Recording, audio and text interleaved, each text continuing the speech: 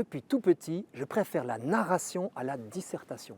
J'ai donc vécu à regret ce moment de la vie scolaire où l'on ne demande plus à l'élève de raconter des histoires, mais de disserter. Élaborer et transmettre un récit est pourtant une précieuse qualité de l'humanité. La capacité de l'Homo sapiens à raconter son histoire explique même en grande partie l'expansion de la famille humaine. Depuis la nuit des temps, on s'y transmet des souvenirs, récits de chasse surtout pour commencer, et les chasseurs n'ont jamais cessé de raconter leurs exploits, mais aussi de guerre, d'amour et de mort. Ces histoires ont été enjolivées, d'autres ont été inventées. Toutes construisent nos civilisations et nous aident à nous situer.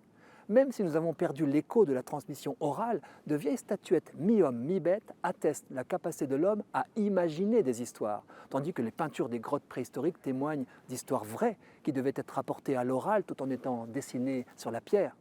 Tout peuple naît d'un récit. Nos anthropologues ne cessent de remonter vers l'origine de l'épopée humaine, datée désormais de 300 000 ans.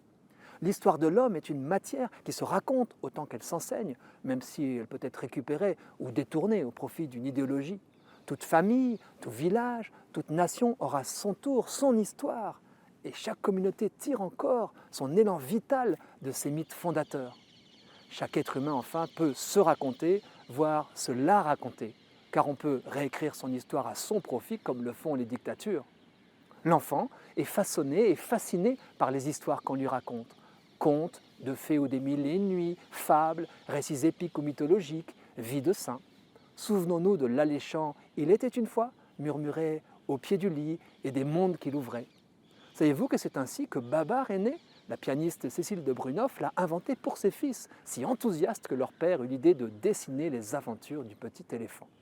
La Bible elle-même se déploie largement sous la forme narrative, comme une grande histoire ou une succession d'histoires. Un peuple y cherche son Dieu, avec des personnages hauts en couleur qui appartiennent au patrimoine mondial et sacré de toute l'humanité.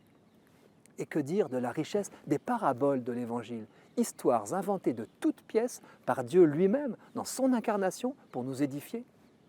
Alors, action, je propose à chacun de faire mémoire des pierres fondatrices de sa propre vie pour se raconter son histoire avec ou sans stylo. L'exercice peut se faire seul, toute personne étant une histoire sacrée dont la réalité vécue dépasse bien souvent la fiction.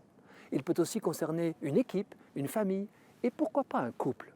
Toute histoire d'amour mérite d'être régulièrement revisitée, éprouvée à nouveau par ceux qui l'ont vécue. Pour un couple, réinterpréter régulièrement son mythe fondateur à partir d'une première rencontre, d'une lune de miel et des étapes de croissance aide à entretenir la flamme. Un dernier conseil, n'oublions jamais que le cœur mystérieux de toute histoire humaine est spirituel. En prendre conscience peut nous appeler au témoignage de foi.